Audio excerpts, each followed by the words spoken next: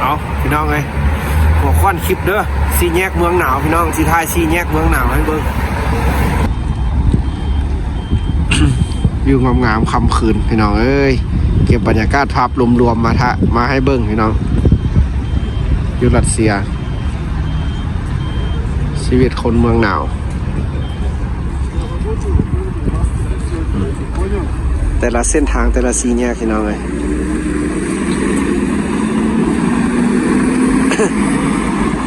คักแต่เวลารถ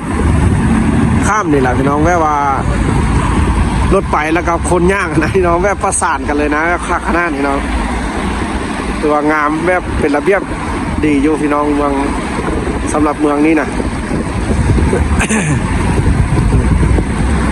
รถรางบ้านเฮิรนก็ถือว่าหลายอยู่พี่น้องแต่หากกับโบติดพี่น้องยอมรับว่ารถโบติดอยู่รัสเซียนะบนโบหลายได้รถบ้านเฮิรนก็หลายสมควรได้พี่น้องเลยแต่หากเสียแต่บุมีรถจักรนี่แหละย้อนโบติดย้อนมาบุมีรถจักรนี่บ่พี่น้องเนาะเส้นทางจึงไปมาสะดวกพี่น้องเลยแบบนี้ถือว่าเนี่ยเอาแต่ละเส้นไหมเห็นไหมโบได้น้อยได้รถนะพี่น้องบ้านเพิ่นนะแต่หากส่วนน้อยแท้ๆที่มีรถจักรนะน้อยอีหลีพี่น้องเลยถึงที่เป็นฤดูร้อนก็ยาแต่กันน้อยพี่น้องแต่บ่หลายนี่ก็เป็นซี่แยก2เส้นเลยอยู่ห่างนั้นก็ซี่แยกอยู่นี่ก็ซี่แยกเดี๋ยวสิถ่ายแบบซี่แยกให้เบิ่งพี่น้องเลยคลิปนี้สิใส่คอนเทนต์ว่าซี่แยกรัสเซียเด้อนี่ซี่แยกรัสเซียพี่น้องเลยซี่แยกแห่งความหักจับมือกันย่างพี่น้องเอาบุมีคู่กับถ่ายเพิ่นนี่ละไอ้บอกบุมีคู่เด้บุมีคู่กับถ่ายคลิปคนมีคู่นี่ละบอคนเมืองหนาวพี่น้องเอาเดี๋ยวสิไปแยกที่2พี่น้องเลยอันนี้ชีวิตซี่แยกเด้อนี่นะพี่น้องเลยชีวิตซี่แยกอยู่รัสเซียพี่น้องแยกเดินแล้วก็แยกอันสัญจรพี่น้องเลยคนเดินคนย่างแล้วก็การใช้รถใช้ถนนเอาพี่น้องสำหรับเมืองนี้จูเม่นพี่น้องเลยบ่มีอาคารสูงบ่มีตึกใหญ่ๆพี่น้องแต่มีบรรยากาศเอกลักษณ์ของชาวรัสเซียพี่น้องเลยนี่คนบ้านเพิ่นพี่น้องเลยชีวิตเมืองหนาวอยู่ประเทศรัสเซียพี่น้องอยู่งามๆยามแรงภาพถ่ายงามๆพี่น้องเลยสำหรับเมืองหนาวภาพรวมแบบความเป็นเอกลักษณ์ของบ้านเพิ่นพี่น้องเลยวัฒนธรรมชาวคริสเตียนประเทศรัสเซียพี่น้องเลยบ้านงามๆสวยงามขนาดบ้านหลังนี้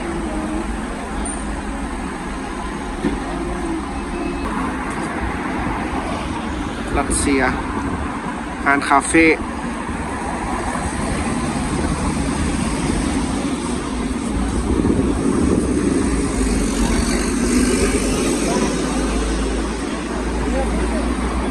เก็บภาพงามๆบรรยากาศนี่เราเลย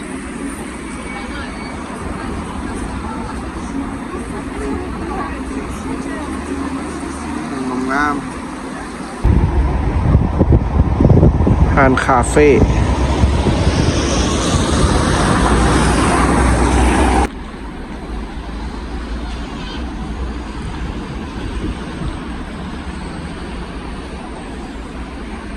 ภาพครึมความงาม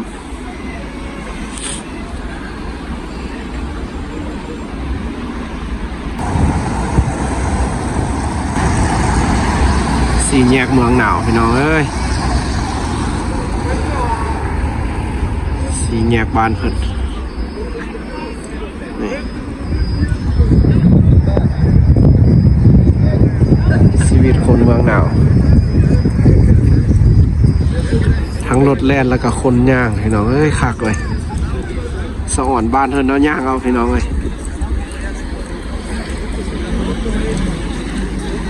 พากันย่างแล้วนี่ก็ถือว่าม่วนไปอีกแบบพี่น้อง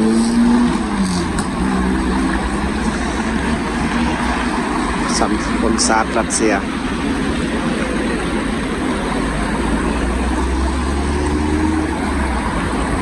ข้ามเส้นทางไปหักบ้าวทหารสี่แยกความหักพี่น้องเลยนี่จะจูงมือกันแนวนี้เลยเอาบุมีคู่ก็คือว่านะพี่น้องสิท้ายคนมีคู่เนี่ยมื้อนี้เนี่ยถ่ายคนมีคู่ให้พี่น้องเบิ่งให้บอกบุมีคู่เอาบ่าวทหารกับสาว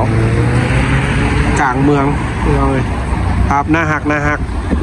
ของสายทหารบรรยากาศงามๆพี่น้องเลย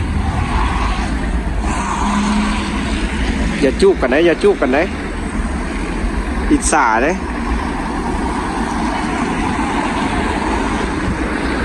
คนบ้านเพิ่นพี่น้องเลยคอนเทนต์4 แยกเมืองหนาวเด้อเข้าไปรับชมได้เลยพี่น้องเลยเดี๋ยวสิถ่ายให้เบิ่งนี่เดี๋ยวเบิ่งเด้อสิตั้งกล้องอยู่นี่เลยพี่น้องว่าสิเป็นจังไดเด้อเวลาไฟแดงมาละ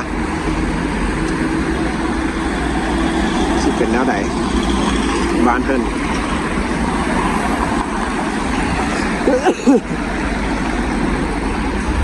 ว่าผู้คนบ่คาดเลยนะพี่น้องแบบย่างอยู่ตลอดเวลาต่างคนต่างเลิกเวียกเลิกงานต่างคนต่างกลับบ้านกลับซ่องสู้ชีวิตของใครของมันพี่น้องนี่เอา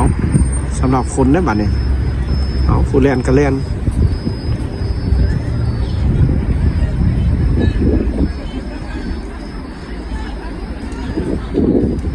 สำหรับรถแล้วก็คนพี่น้องเลยผู้คนประชาชน ข้ามทางเอาเดี๋ยวสิไปถ่ายอีก4 แยกหนึ่งอีกพี่น้องเอาสำหรับ4 แยกที่2พี่น้องอันนี้นะเดี๋ยวสิเอาจาก4 แยกพี่น้องเลย4 แยก4 แยก 4 แยก4อันเส้นทางพี่น้อง4 สถานที่เอาเนี่ยอันนี้ก็รถเมล์คนข้ามแล้วก็รถเมล์มาเนี่ยพี่น้องเลยแต่บติดขัดได้พี่น้องเส้นทางบ้านเธอน่ะรถบติดขัดได้นี่คักได้แนวนี้นะบ้านเพิ่นจะบ่มีตึกสูงๆหรอกพี่น้องเลยสิบ่เจริญแต่กะเต็มไปด้วยบรรยากาศที่แบบน่าหักแบบนึงพี่น้องเลยเพราะว่า4 แยกแห่งหัก4 แยกแห่งการสัญจรผู้คนย่างรถ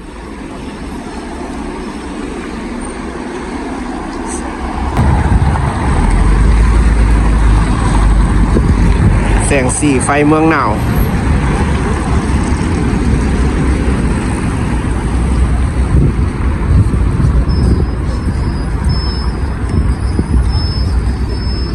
ู้คนข้ามทาง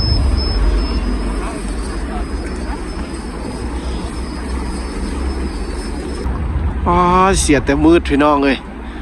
เงินหลังนี้งามขนาดพี่น้องงามอิหลีเงินหลังนี้นะแบบเอกลักษณ์ขนาดเลยนี่เสียแต่มืดพี่น้องเลยย่างมาโดดแล้วเจ็บท้องพี่น้องสิเข้าห้องน้ำซอกห้องน้ำหากเขามาเห็นนี่ห้องน้ำบานเถิดเพื่อบ่ได้เสียค่าใช้จ่ายพี่น้องเลยเจ็บท้องหรือว่าอยู่กลาง4 แยกนี่แหละพี่น้องหรือว่ามีห้องน้ำเด้อบานเถิดก็ได้คักพี่น้องเข้าห้องน้ำก่อนพุ่นนึงเดี๋ยวไปเจอกันอีกเด้อ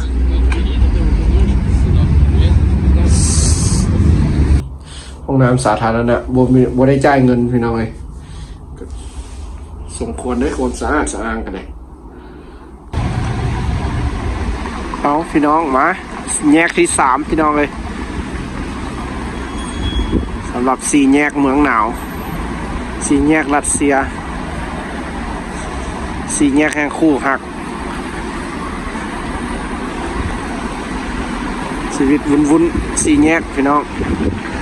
เบิ่ง4 แยกบ้านเพิ่นแยกที่3พี่น้องสิเป็นจังได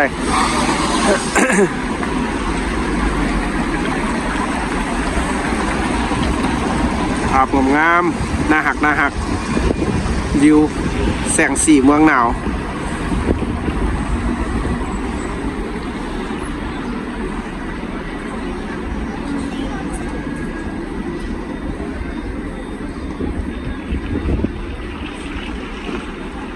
คนข้ามทาง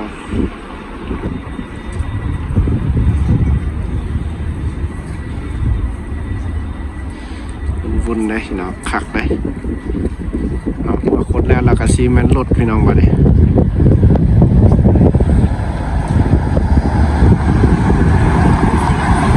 เส้นทาง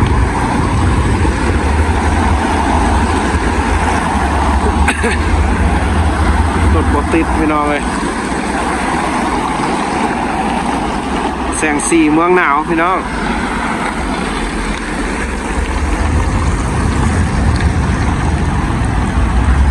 ภาพมุมงาม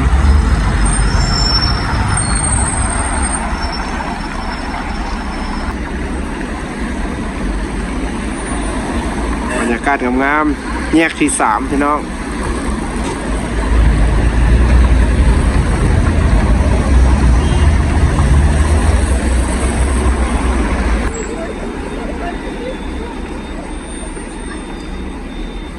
4แยกที่3พี่น้องเดี๋ยวสิไปแยกที่4ปิดคลิปพี่น้องเลยกลับบ้านวันนี้นะ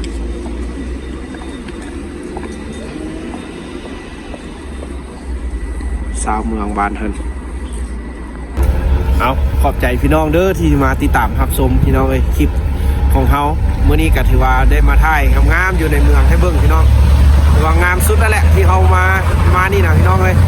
ถือว่าตัวเมืองสุดละเมืองนี่นะพี่น้องเมืองจูเม่นนี่ถือว่าได้ซ้ำนี้แหละพี่น้องเลยมาอยู่บ้านเพิ่นเด้อดีเด้อเมืองจูเม่นประเทศรัสเซียพี่น้องเลยชีวิตของคนในเมือง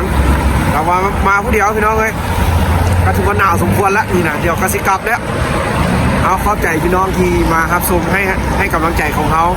ชีวิตอยู่พี่น้องเลยเรียนจบหลักก็สิได้กลับบ้านนั่นแหละพี่น้องเดี๋ยวไปเจอกันอยู่บ้านเขาผู้ใดอีกบ้านนอกบ้านนาผู้ละพี่น้องเลยสำหรับมาอยู่พี่ก็สิเรียนรู้วิถีชีวิตแล้วก็เรียนศึกษาห้ำเรียนเอาไปปริญญากลับไปบ้านพี่น้องถ้าโชคดีก็สิได้เฮ็ดเวียกเฮ็ดงานถ้าบ่โชคดีก็สิได้ไปอยู่บ้านให้บ้านนาพี่น้องเลยตามโชคชะตาดวงชีวิตพี่น้องเลยว่าบ่มีใครลิขิตให้ได้ว่าย้อนความมานะอดทนของตัวเองใจมักใจยักเฮียนรู้เพราะว่าจากบ้านนามาเนาะเขาอยู่แต่บ้านให้บ้านนามันก็สิเห็นแต่บ้านให้บ้านนาเขาก็ตัดสินใจเดินทางออกมาประเทศรัสเซียนี่พี่น้องเลยเมื่อมีโอกาสแล้วก็มาพี่น้องเดี๋ยวมาจบไปแล้วสิเป็นจังไหนจะค่อยไปฮอกันอีกพี่น้องเลยว่าชีวิตของเขาสิดีขึ้นบ่หรือว่าสิแย่ก่อนเข้ากับโบฮูพี่น้องเลยแล้วแต่สิเป็นเฮ็ดมื้อนี้ให้ดีแล้วก็แล้วเขาเอ็ดว่ามันสมควรพอใจเขาแล้วกันแล้วพี่น้องเลยชีวิตมันสิเจออย่างกันเรื่องของมันว่ากันจังสั้นเลยพี่น้องเลยเพราะว่าปล่อยวางชีวิตนะพี่น้องบ่ได้อันนั้นปานไหนพี่น้องเลยมีคนฮักเขาก็ฮักมีคนสั่งก็สั่งให้สิคิดแนวใดก็คิดเขาก็คิดเอ็ดดีต่อบ้านเมืองที่สุดหลักก็พอพี่น้องเลยหรือว่ามีส่วนร่วมในเฮ็ดความดีหั่นละพี่น้อง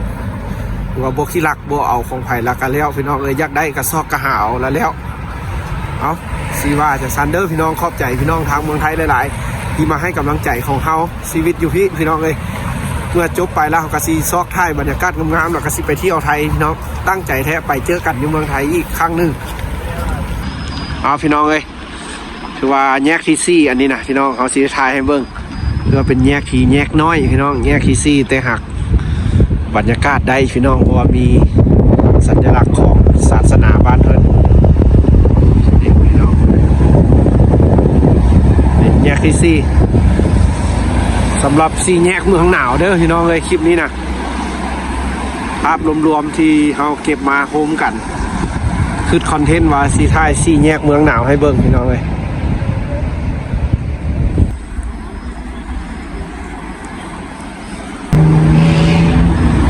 บรรยากาศแยกที่4พี่น้องเลยถือว่าเป็นแยกน้อยพี่น้องก็ถือว่าเบิ่งอีกเนาะแยกน้อยสิเป็นจังไหนบ้านเพิ่นนี่4แยกเมืองหนาวพี่น้องเลยสำหรับแยกนี้เอาเบิ่งสิเป็นแนวไหนผู้คนกระท่าข้ามทางนี่รถเบื้องนั้นกระท่าข้ามทางนี่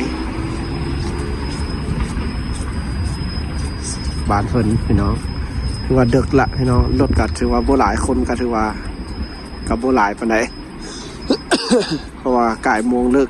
เลิกการละ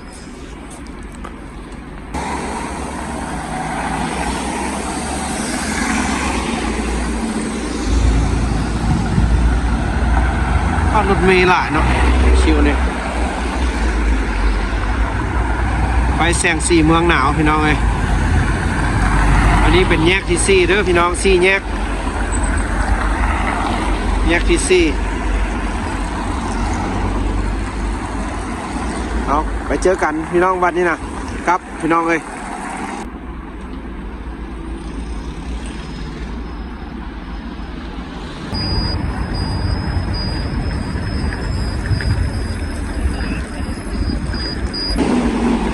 เอาพี่น้องสำหรับคลิป4แยกเด้อแยกแห่งความหักแยกแห่งความสั่นจรพี่น้องเลยเอา4แยกเมืองหนาวเอากระสิกลับบ้านก่อนพี่น้องบ้านนี่นะเจอกันไหมสำหรับคลิปหน้าสำหรับมื้อนี้เอากะขอบใจพี่น้องที่ติดตามให้กำลังใจชีวิตของเฮาพี่น้องเลย